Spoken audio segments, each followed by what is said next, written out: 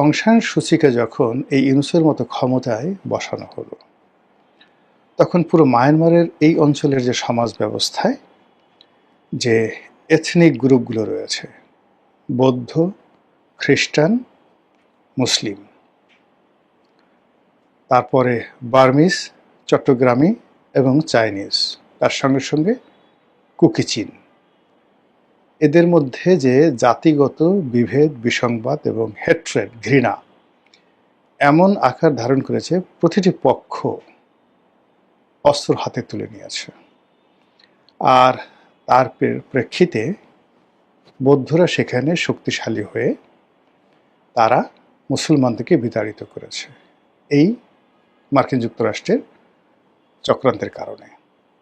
একই অবস্থা ধরুন ইউনূস মাত্র 18 মাস ক্ষমতায়। এই 18 মাসের মধ্যে মানে বিএনপি সৃষ্টি হওয়ার পর, জামাত সৃষ্টি হওয়ার পর দেশের বৃহত্তম রাজনৈতিক দল আওয়ামী লীগের সঙ্গে তাদের যে বিরোধিতা, হেট্রেড, ঘৃণা, বিদ্বেষ, এটা যে পর্যায়ে ছিল তা কয়েক লাখ গুণ বৃদ্ধি পেয়েছে। এখন সারা বাংলাদেশে এই তিনটি বৃহত্তম রাজনৈতিক দলের মধ্যে যে পারস্পরিক ঘৃণা, বিদ্বেষ, হানাহানি, মারামারি যে পর্যায়ে চলে গেছে, রাষ্ট্র ব্যবস্থা দুর্বল হওয়ার সঙ্গে সঙ্গেই এখানে ঠিক আরাকান রাজ্যে যে অবস্থা হয়েছে ওইরকম অবস্থা হবে। আরাকান আর্মিরা যেভাবে চীন থেকে, তারপরে ব্যাংকক থেকে, মানে থাইল্যান্ড থেকে অস্ত্র সংগ্রহ করেছে, এখানে যে গ্রুপটি শক্তিশালী হবে তারা অস্ত্র হাতে তুলে নেবে। কেউ হয়তো পাকিস্তানের অস্ত্র পাবে, কেউ হয়তো চীনের অস্ত্র পাবে, কেউ হয়তো ভারতের অস্ত্র পাবে। এবং এটা যখনই হয়ে যাবে মারামারি, কাটাকাটি, হানাহানি, আর ঠিক সেই সময়টাতে তারা যে বার্মা একটা করতে চাচ্ছে, সেই বার্মা একটা তারা চোখ বুজে করতে পারবে, বিকজ ওটা ওই অংশে 100% হয়ে আছে, মানে আরাকান অংশে হয়ে আছে। এখন বাংলাদেশে সেই জিনিসটি কখন কিভাবে হবে সেই বিষয়গুলো নিয়ে মার্কিন চক্রান্ত কোনো অবস্থাতেই থেমে নেই। এখানে অবস্থা দৃষ্টে মনে হতে পারে যে হয়তো শেখ হাসিনাকে ক্ষমতাচ্যুত করার জন্যে মূলত এই কাজগুলো করা হয়েছে। Not like that. শেখ হাসিনার সঙ্গেও আমেরিকার একটা ভালো সম্পর্ক ছিল, যেভাবে পশ্চিমবঙ্গে মমতা ব্যানার্জির সঙ্গেও আমেরিকার একটা ভালো সম্পর্ক ছিল। কিন্তু মমতা ব্যানার্জি এবং শেখ হাসিনা পরস্পর দুই মেরুতে থেকে একটি রাজনৈতিক পরিমণ্ডলে যে হেট্রেড তৈরি করেছে, বিভেদ তৈরি করেছে, সেই বিভেদের ফলে বাংলাদেশে একটা অভ্যুত্থান হয়ে গেছে, আর ওখানে মমতা ফিনিশ হয়ে গেছে। মমতাকে দিয়ে ওখানে মুসলিম উগ্রবাদকে ওখানে জাগ্রত করা হয়েছে। আর মুসলিম উগ্রবাদকে যখনই জাগ্রত করেছে, সে মমতা যত মুসলমানদেরকে কাছে ডেকে নিয়েছে, ওখানে বিজেপি তত বেশি শক্তিশালী হয়েছে। একইভাবে মমতা যেভাবে তার পরিবারতন্ত্র, তার ভাতিজা অভিষেককে যেভাবে সামনে নিয়ে এসেছে, একইভাবে বাংলাদেশে শেখ হাসিনা, শেখ পরিবারের যারা লোকজন, ইচ অ্যান্ড এভরিবডি, যার যেখানে যতটুকু রক্তের দাবি আছে শেখ হাসিনার সঙ্গে, প্রত্যেকটা লোক এই 17 বছরে ফুলে ফেঁপে বটগাছ হয়ে গেছে।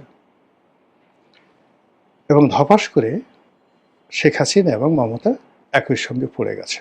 পড়ে গিয়ে এখন দ্বিতীয় পর্ব চলছে।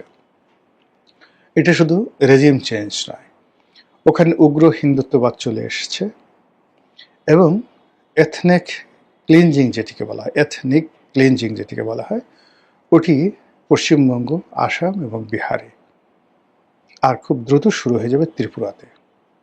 হিন্দু এবং মুসলমানদের যে দাঙ্গার পুরো উত্তাপ এসে পড়বে বাংলাদেশে।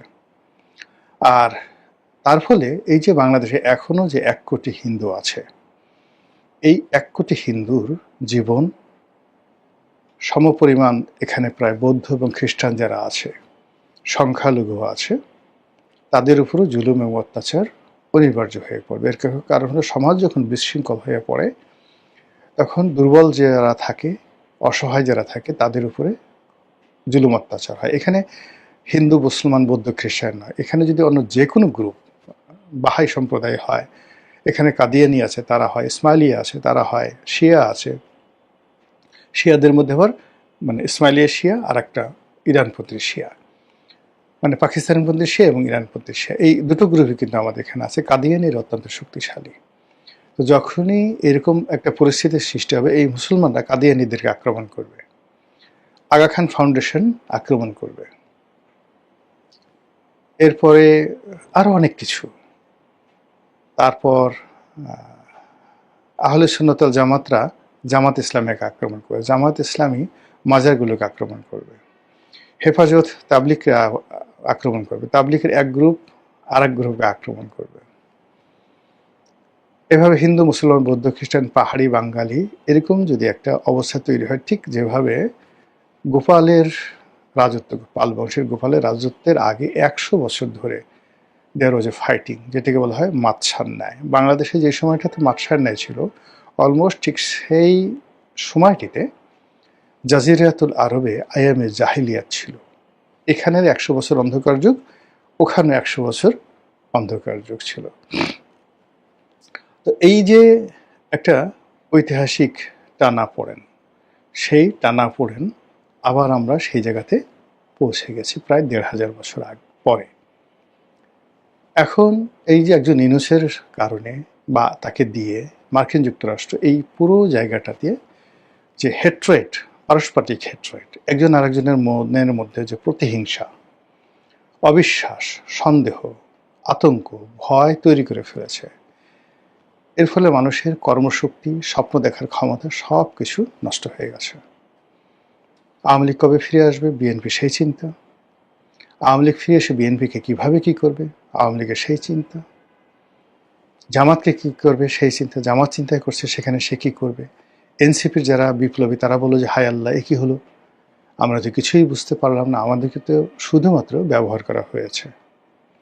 এই পুরো জিনিসই মার্কিন যুক্তরাষ্ট্রের যে ডিপ স্টেট প্ল্যান, সেই প্ল্যানের এখন দ্বিতীয় পর্ব চলছে। প্রথম পর্ব যেটি, সেটি হয়ে গেছে, শেখ হাসিনা চলে গেছে। এখন দ্বিতীয় পর্ব চলছে। আর তৃতীয় পর্বতে কি হবে আশা করি আপনাদেরকে বুঝাই বলতে হবে না, আপনারা খুব সহজে সেটা বুঝতে পেরেছেন। সাম্প্রতিক সময় যদি আপনি দেখেন, ভারতের পক্ষ থেকে যিনি রাষ্ট্রদূত হিসেবে আসছেন, তিনি সরকারের একজন মন্ত্রী ছিলেন, ভারত সরকারের, এবং এই প্রথম ভারত কোনো একজন পূর্ণ মন্ত্রীর মর্যাদা সম্পন্ন ঝানু রাজনীতিবিদকে বাংলাদেশে পাঠালেন রাষ্ট্রদূত হিসেবে। আমরা নাকে তেল দিয়ে ঘুমালো, দিল্লি কিন্তু নাকে তেল দিয়ে ঘুমাচ্ছে না। তারা এই মার্কিন যুক্তরাষ্ট্র, চীন, তাদের যে এই খেলা, গাঙ্গেয় বদ্বীপকে নিয়ে যে খেলা, তারা ঠিকই বুঝতে পেরেছে। দে আর মাস মোর অ্যালার্ট, মোর দ্যান এনিথিং। আবার আমেরিকা, আমেরিকা এই যে ভদ্রলোককে এখন রাষ্ট্রদূত হিসেবে পাঠিয়েছেন, তিনি মিস্টার ব্রেন্ট ক্রিস্টেনসেন। অতীতে আপনি দেখুন যে এই ভদ্রলোকের চোখের দিকে তাকিয়ে দেখুন, তার বডি ল্যাঙ্গুয়েজ দেখুন, এবং 1972 থেকে এখন পর্যন্ত সকল রাষ্ট্রদূতকে একে অপরে দেখতে থাকুন। দেখি এই ভদ্রলোকে আপনার কী মনে হয়? সবার সাথে ব্যতিক্রম, আকার আকৃতি, চাহনি, কথাবার্তা, পোশাক আশাক, কর্মকাণ্ড সব কিছুতেই অতি সতর্কতা, অতি অভিনয়, অতি ভালো মানুষই হওয়ার চেষ্টা, এবং অতি বেশি মুভমেন্ট। 1 মিনিটে প্রধানমন্ত্রীর সাথে দেখা করছে, বিরোধী দলীয় নেতার সাথে দেখা করছে, কখনো কখনো তাদেরকে ডেকে পাঠাচ্ছে, রাতের আধারে অনেকের সাথে বৈঠক করছে, কোনো মিডিয়া জানছে না, আর যাকে ইচ্ছে তাকে মার্কিন রাষ্ট্রদূত ডেকে নিচ্ছেন, কথা বলছেন, এবং তিনি মুভমেন্ট করছেন, জাস্ট লাইক ইস্ট ইন্ডিয়া কোম্পানির গভর্নর জেনারেল অথবা ব্রিটিশ এম্পায়ারের ভাইসরয় হিসেবে। তো এই যে বাংলাদেশে যে সকল তৎপরতা চলছে, এই তৎপরতার প্রেক্ষিতে আপনি দেখবেন যে যখন ঘূর্ণিঝড় আসে, কিছু পাখপাখালি ঝড়ের আগে উড়তে থাকে, ভূমিকম্পের আগে কিছু প্রাণী নড়াচড়া করতে থাকে। তো ওরকম কোনো একটা গরু মারা যাবে, এটা কেউ টের না পেলেও মরার আগে শকুনগুলো টের পেয়ে যায়, তারা উড়তে থাকে। তো সেই দিক থেকে আপনি দেখবেন যে মার্কিন ডিপ স্টেটের যে সকল এজেন্ট, যে বিভিন্ন গ্যাং, তারা নড়াচড়া করছে। এই 4-5 মাস ধরে, অর্থাৎ নতুন সরকার ক্ষমতায় আসার পর থেকেই তারা নতুনভাবে নড়াচড়া শুরু করেছে। 180 ডিগ্রি অ্যাঙ্গেলে তারা উত্তেজনা ছড়াচ্ছে, কখনো দেশ বিরোধী, কখনো সরকার বিরোধী, কখনো রাষ্ট্র বিরোধী, কখনো বিএনপি বিরোধী, কখনো আওয়ামী লীগ বিরোধী, কখনো জামাত বিরোধী। অ্যাজ এ হোল ভালোকে ভালো বলা, মন্দকে মন্দ বলা, সরকারকে প্রমোট করা, এ ধরনের কোনো কাজই কেউ করছে না, বরং একে অপরের সঙ্গে দ্বন্দ্ব এবং সংঘাত, অভিঘাত বাঁধিয়ে দেওয়ার জন্য তারা সেই পুরনো চালগুলো চালছে, যেই চালের কারণে আরাকান রাজ্যে 10 থেকে 12টি পক্ষ পরস্পরের বিরুদ্ধে অস্ত্র হাতে তুলে নিয়েছে। আমাদের এই দেশটি 18 কোটি মানুষ, ছোট্ট একটি ভূখণ্ড। এখানে আসলে কোনো অরণ্য নেই, পাহাড় নেই, যা আছে একেবারে সীমিত।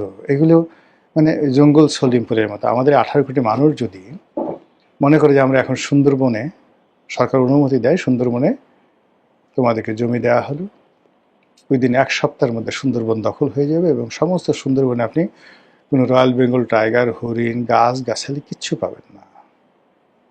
যদি বলা হয় পার্বত্য চট্টগ্রামে আপনারা গিয়ে বসতি স্থাপন করুন, যে যতটুকু দখল করতে পারবেন তার ততটুক, পার্বত্য চট্টগ্রাম সাবাড় হয়ে যাবে, কিচ্ছু থাকবে না। তো আমাদের জনসংখ্যা এত বেশি যে আমাদের এই জনসংখ্যার কারণে পাহাড়, নদী, সমুদ্র কোনো কিছুই নিরাপদ না। যদি বলা হয় পদ্মা নদী তোমাদেরকে লিজ দিয়ে দেওয়া হলো, যে যতটুকু দখল করতে পারো তোমাদের, দেখবেন যে পদ্মা নদী পুরোটা বাঁশ দিয়ে ঘেরাও করে বাঙালি দখল করে ফেলেছে। There is no river. এ কারণে এত বেশি জনগণ, এটাকে আসলে জনগণের অরণ্য বা জনগণের বনাঞ্চল বলা যেতে পারে। আপনারা জানেন যে বনের, অরণ্যের একটা দিন আছে, রাত্রি আছে, অরণ্যের একটা আইন আছে। তেমনি জনগণ যখন অরণ্যে পরিণত হয়ে যায়, সেই